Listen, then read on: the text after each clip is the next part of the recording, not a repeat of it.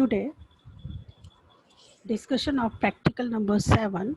In this, the objective of practical transfer of inoculate into culture media using STAP techniques. STAP techniques means deep penetration of culture media by needles and the growth of microorganism in STAP, in that deep penetrated portion okay जो deep penetration किया हुआ है needle के through किसके अंदर culture media में उसमें micro organism की ग्रोथ को किस तरह से किस टेक्निक्स के थ्रू माइक्रो ऑर्गेनिज्म की ग्रोथ को ऑब्जर्व किया जाता है उस टेक्निक्स को आप क्या बोलते हैं stab techniques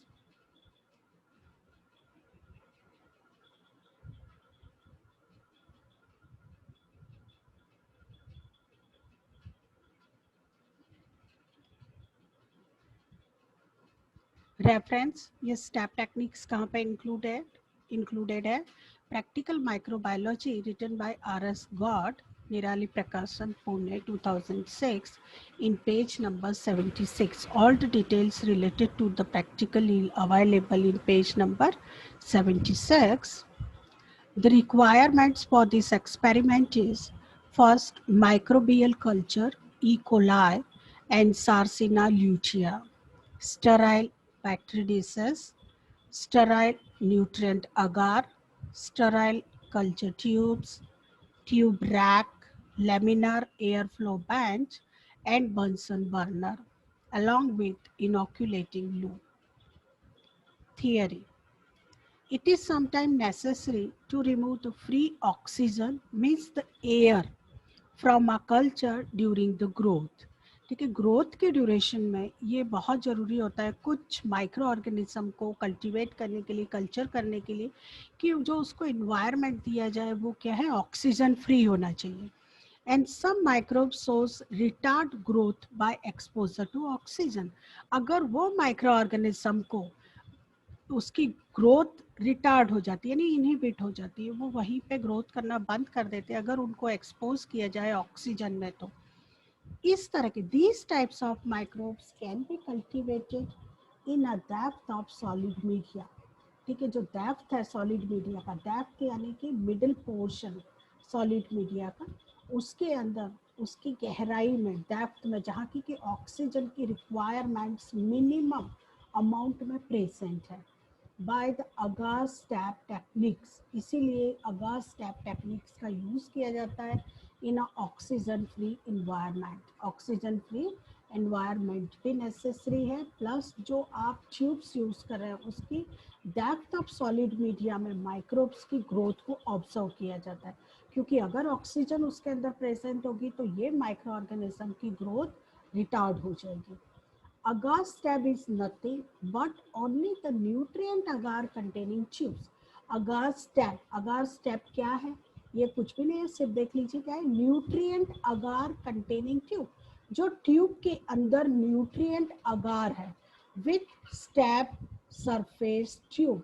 step surface tube means needle के थ्रू डीप पेनिट्रेट की हुई सरफेस को पर अलाउ करना bacterial growth and which contain nutrient agar and is allowed to stand vertical for solidification और vertical position में solidification के लिए रखना उसको क्या बोला गया है step देख लीजिए step नेक्स्ट उसमें मैं बताती हूँ आपको step क्या है देखिए ये deep penetration है nutrients के थ्रू ये अगार है आपका अगार solidification ठीक है अगार कल्चर जो सॉलिड मीडिया है वो उसके अंदर एक निडल को इस तरह से पेनिट्रेट करना है कि वो वॉल्स के ऊपर अटैच नहीं कर सकें ठीक है और इसके अंदर आप already bacterial cells micro organism का इनोक्यूलम है उस सेल्स को डीप पेनिट्रेशन के थ्रू इसके इनसाइड में यानी कि डिपर लेयर में depth of solid agar medium में क्या करना है न्यूट्रिएंट्स अगार को छोड़ देना है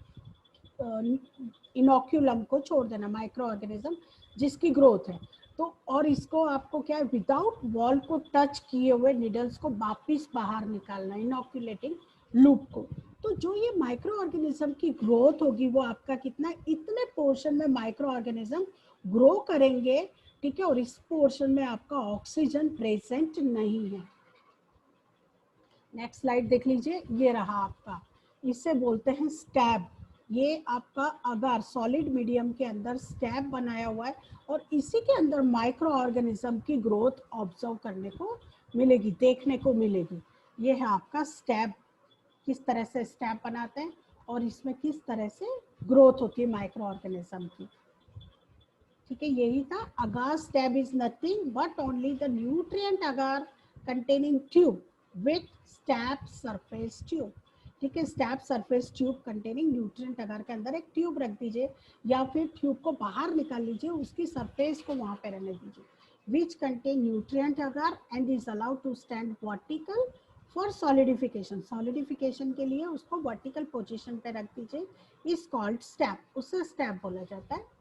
when the agar is hard, और जब अगार हार्ड होता है, the medium is inoculated deeply with the help of sterile needle।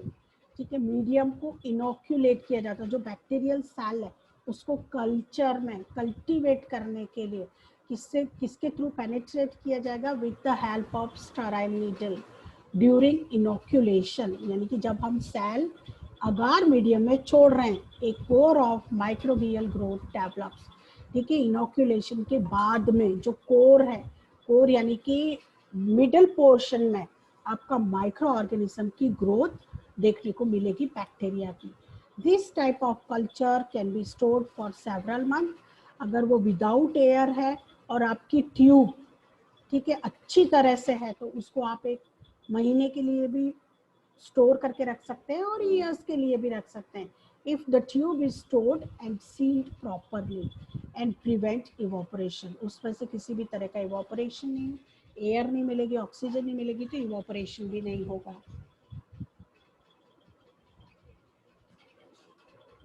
Procedure, procedure कर लीजिए।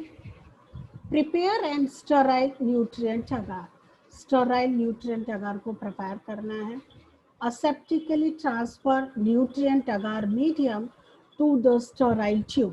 sterile tube के अंदर सबसे पहले न्यूट्रिएंट अगार प्रिपेयर किया, उसको aseptically मीन्स aseptic रूम में ट्रांसफर करना है ये न्यूट्रिएंट अगार मीडियम को टू द स्टेराइल ट्यूब, जो ऑलरेडी प्रीवियसली स्टेराइल की हुई टेस्ट ट्यूब है उसके अंदर, and put in the tube stand for solidification, और उसको सॉलिडिफिकेशन के लिए ट्यूब स्टैंड में रख देना है। That one is called as stab formation, उसे स्टैप फॉर्मेशन बोला जाता है। Inoculate the culture of E. coli and Escherichia in separate step by sterilized needle। Sterilized needle के थ्रू inoculate करना है E. coli और Escherichia का मिक्सचर या फिर separately. Inoculate the culture tube at 30 degree Celsius temperature for a week, एक week के लिए ये जो ट्यूब है कल्चर ट्यूब है इसको इनोक्यूलेट करना है। ये आपको मैंने प्रीवियसली समझाई दिया किस तरह से इनोक्यूलेशन करना है। इसके अंदर आपका बैक्टीरियल सेल का जो कल्चर है यानी ऑर्गेनिज्म का कल्चर प्रेजेंट है इनोक्यूलेटिंग निडल में। ये निडल और आपका ये है सॉलिडिफाइड न्यूट्रिएंट अगार मीडियम जिसके अंदर की माइक्रो ऑर्गेनिज्म की ग्रोथ को ऑब्जर्व करना है। ठीक है, ये जो ट्यूब है इसको इंसर्ट करने का वे, ये किसी भी साइड वॉल से आपका जो ट्यूब है टेस्ट ट्यूब है उसको अटैच नहीं होनी चाहिए। दैट मीन्स कोई भी एनवायरमेंटल कॉन्टेमिनेशन नहीं होना चाहिए जब आप ट्यूब्स की नीडल को डीप पेनिट्रेट कर रहे हैं। उसके बाद ये डीप पेनिट्रेशन के बाद में बाहर निकालने का भी वे सेम है, without touching the wall of the test tube. ठीक है, इसको वापस से बाहर निकालना है।